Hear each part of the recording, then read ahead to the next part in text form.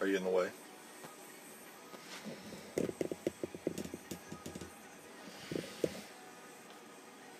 This is what I try and contend with when it's a little bit cold out and I'm trying to get stuff done in the shop. My trusty companion here, he's not really my shop dog because he'll only tolerate being out here so long. He'll sit under my feet until he gets attention, and we either have to go back in the house or go for a walk. So I would imagine we're going to have to stop video in here for a couple minutes while this guy goes back inside. What are you sneezing for? Anyway, the trusted companion. This guy's turned out to be a pretty good buddy of mine. So anyway, let me take him back into the house.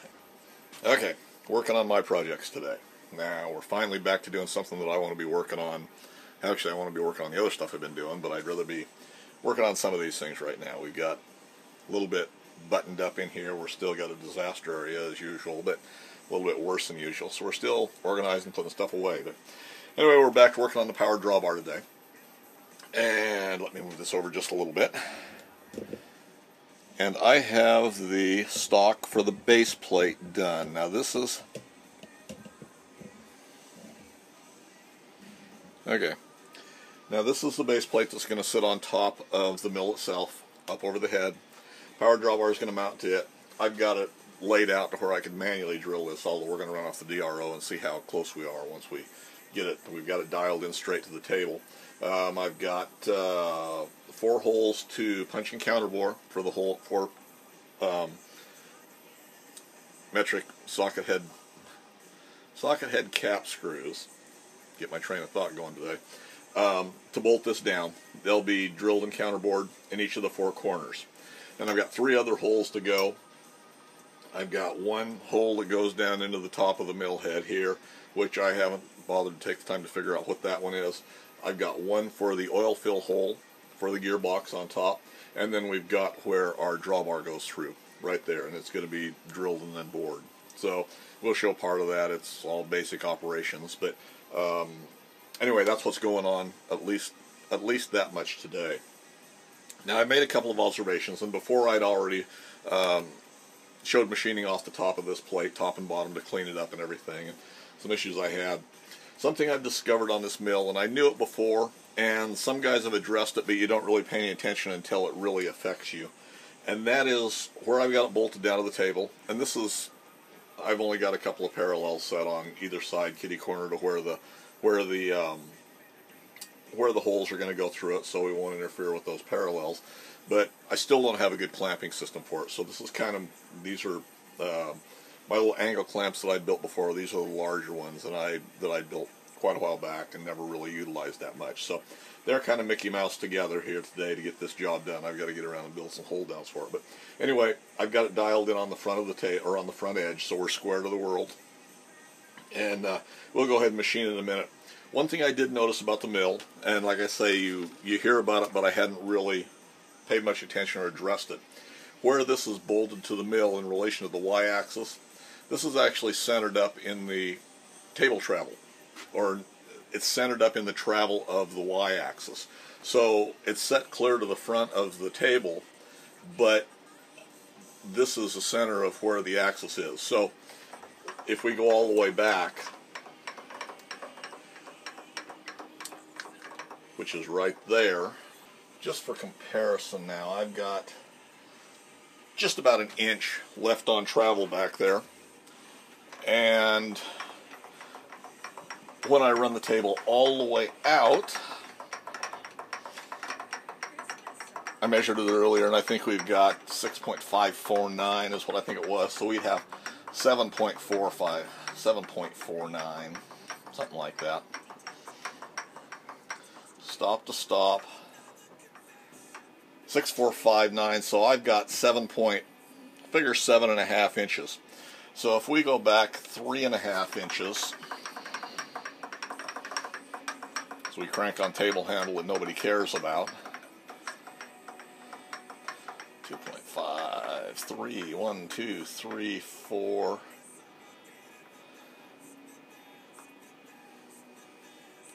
There's 3.5. So there's actually center of our table travel right about there, which lines up with my center line there. So that is kind of a deficiency on these milling machines because you're losing a whole lot of travel. The solution would be a base casting that was about 3.5 inches farther out here, and I've seen a couple of guys that have actually added pieces onto the front of the mill. Now, if I was doing a linear rail conversion, I would probably adapt a piece on there and then machine it in. Now, at some point in time, and it's nothing that's going to happen right away, but if that were to happen on this machine, or that would be a good reason to do this machine if it was on its way to a CNC conversion, you could add 3.5 inches out there, and say if a guy had a 36-inch travel Rockford planer, they could set the base casting up on there. They could go ahead and machine that so everything was, and plane that off of there so everything was true to the world. And that could, at some point down the road, become a possibility. But anyway, you can work around it. It's just a limiting factor on the mills, and I hadn't realized it at first. So just a little point of interest. So anyway, there we go. So I'm going to go ahead. I'll probably just run a time lapse. That's probably what I'll do. Set the camera running and let it go. And we're just going to punch our holes, counterbore them, and make our measurements and get that part of it set up.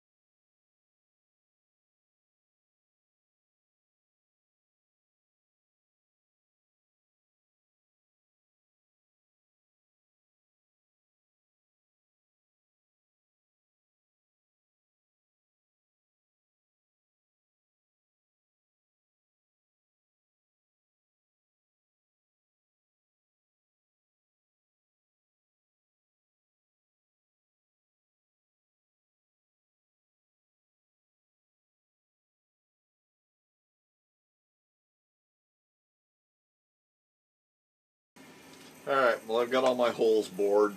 All we're doing is countersinking them now. We just set up the boring head, because I had to have the boring head anyway for my center hole. And I've already done the first one. We're just going to counterbore them down to 320, which is plenty deep for this. We're taking it all in one cut, and we'll finish this part up.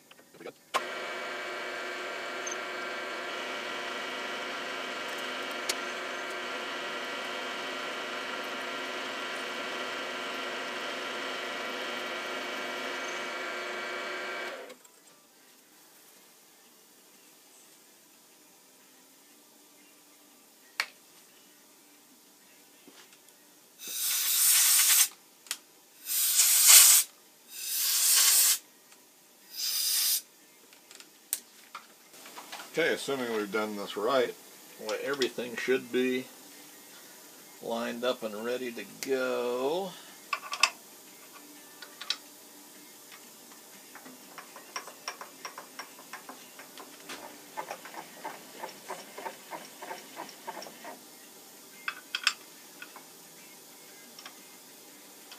That'll work.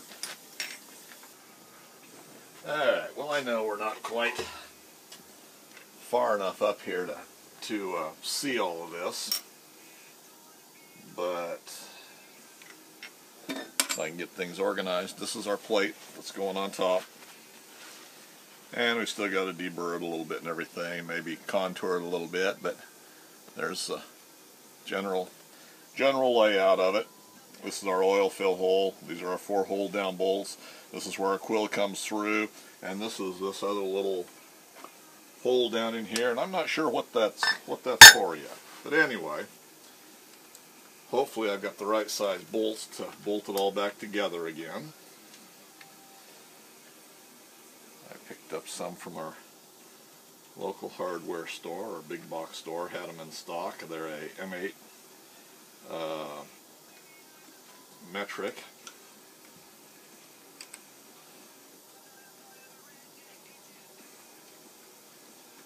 Basically just want to know if my bolt holes are going to fit, and this is probably going to pretty much take care of it for the day. I've got a loyal dog here again that's wanting to walk, which I'm not real thrilled with walking in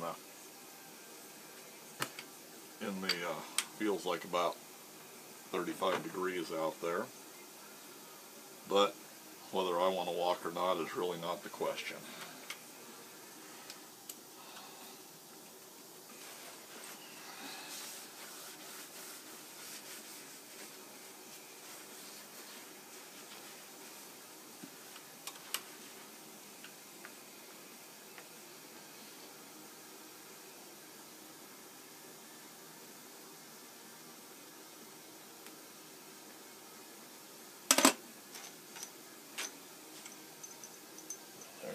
Taken out.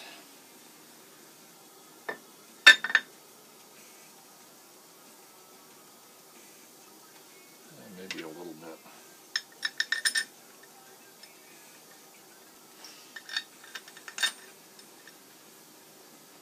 We're going to turn some little spacers to go underneath this plate to fill the countersinks that were there for the original bolts. There again, probably not necessary, but I think we'll do it anyway. We're going to be able to trim this block down a little bit more. We're a little bit proud, looks like all the way around on 3 sides. The back will leave full depth because there's no reason not to.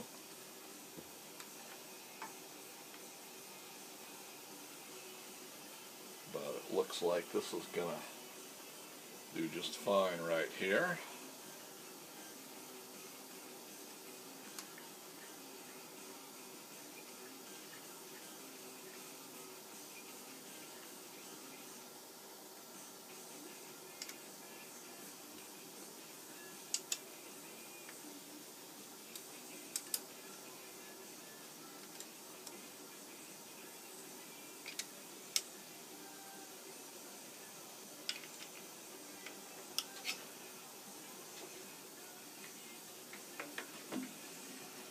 Our main concern right there, so that's going to lay out just like that, and we'll trim these 3 sides probably tomorrow, and that's about all we're going to do today. Time to walk the dogs.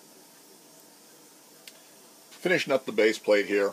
Everything's done except 2 drill and countersink 2 holes, and they're the 2 that are going to mount our upright rods, our guide rails that are going to guide the impact wrench and the air cylinder and everything. So I've already got it set down on the table, and we've zeroed it out. We're offset, and we're putting our holes 3 inches apart, and that's all there is to it right now. And yeah, I guess we're ready to go here.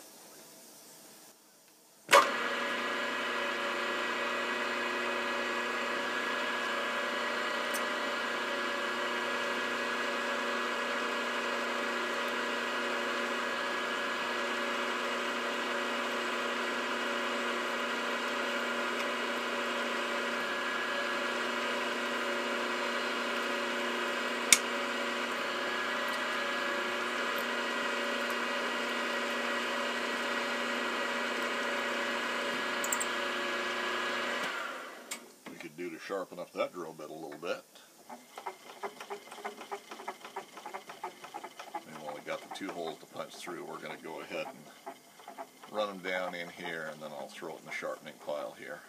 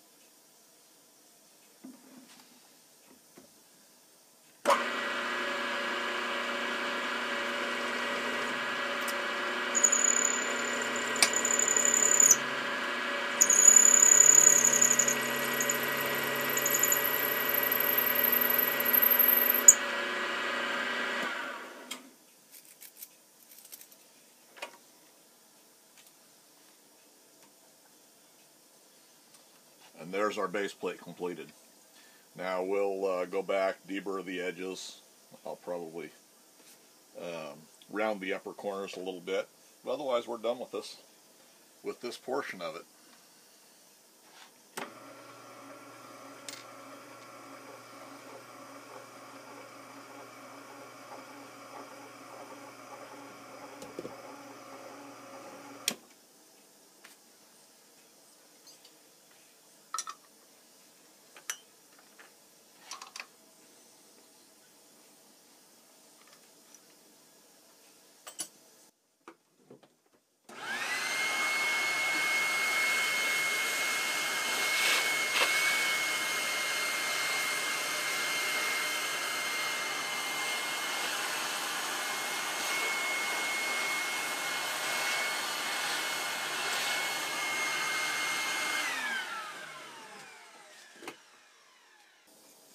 Alright, one other thing is I have not gotten around to building a proper hold down set for this yet.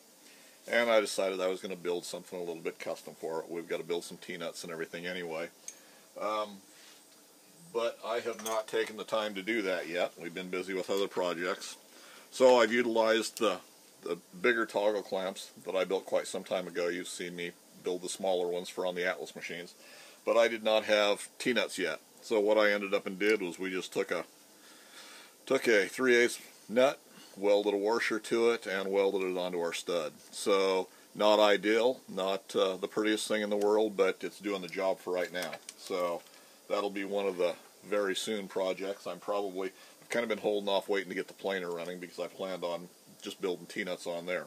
But for now, we're able to at least do a little bit of work. So don't let lack of even an inexpensive Asian set of hold-down sets, studs and T-nuts and everything, don't let the lack of that stop you from building projects.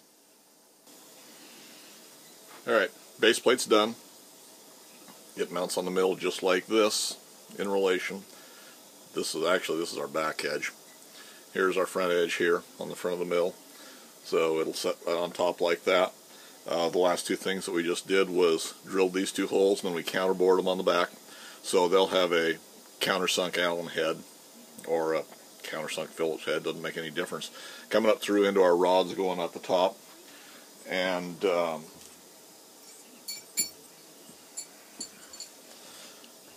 we're running 1/2-inch rods.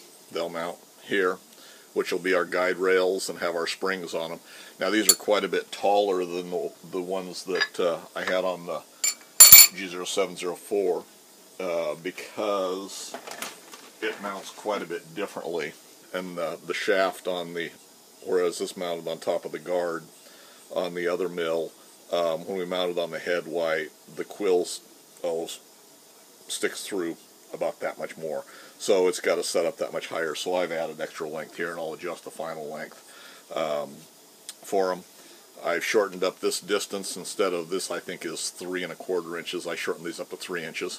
I think there's plenty of room there. And with the taller rods for whatever springs, and I haven't picked up springs yet to go on this one, there's going to be, I'm going to have a fairly long spring in there. So what I will probably do is just add 2 collars to adjust my spring tension. So we'll do that. So anyway, that takes care of the base. Other than just to deburr it, we'll sandblast it or bead blast it and put some sort of a finish on it. It'll probably just be that fine green that I put on the little tool tower over here and some of these other accessories. I could anodize it, but my dye tank is not big enough at this point in time to accept that. I've just got a small dye tank set up. So this will probably get painted, powder coated, something. I'm not sure yet, but anyway, we'll do something with it. So this is about done. Yesterday I had a question about the mill and how well I liked it so far. And my response was, I do like the mill. There's some things I don't like about it, like yesterday I talked about where the table was situated. So looking at that, why it may be advertised with so much table travel on the y-axis, and there is indeed that much travel, but I don't know that it's actually usable for most setups. So anyway, there's ways to work around it. I don't know if the larger mills have the same issue or not. I haven't looked at them that close, and it's not something that probably would have deterred me from buying this mill anyway. I am very happy with this mill. I do have a couple of issues with it, and I'll be talking about customer service about it to see what's going on. One of them is the motor that raises the head. I've had 2 instances where near the top of the travel, why it's wanted to stall out. And it's not consistent. It's like I say, it's only done it to me twice. But it does concern me a little bit. And it's not, gib tension on it is not any tighter at the top than it is throughout the rest of it. I can manually operate it. It's just been a couple of times that it's hung on me. So we'll have to discuss that with them and decide if it's a problem or not. Right now I'm not looking at it as a problem, but it could be an irritant. The other thing that's happened with it is the limit switch that sits on the table has the housing on it is cracked. This one right here, and it's cracked across this way, through this screw hole, down through this screw hole, and on around the edge.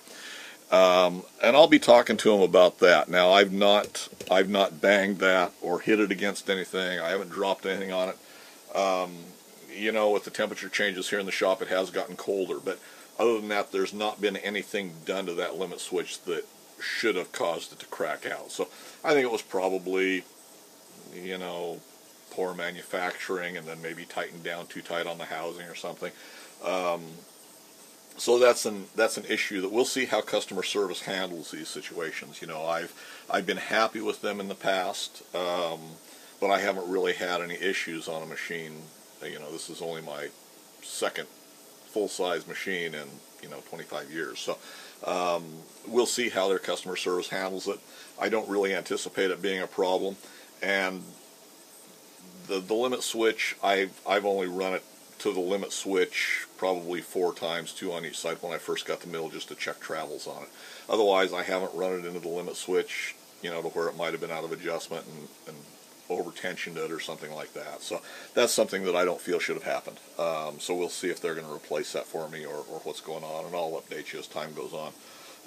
Other than that, no real complaints with the machine. It seems to be doing fine.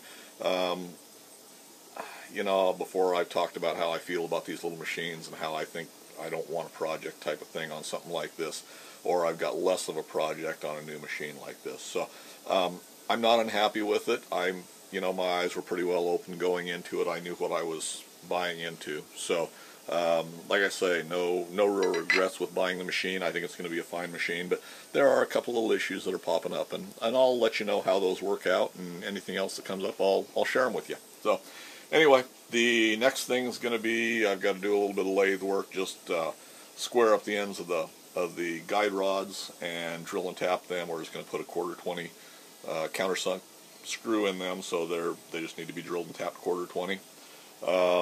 And we'll have to adjust heights on them and things like that. But after that, we'll probably start tearing apart the cheapy little impact wrench and start building the mounts for that. So hopefully you found this a little bit interesting, and hopefully I've given you a little bit of information about the mill. And any comments or suggestions, leave them in the comments section for me below. And thanks for taking the time to watch.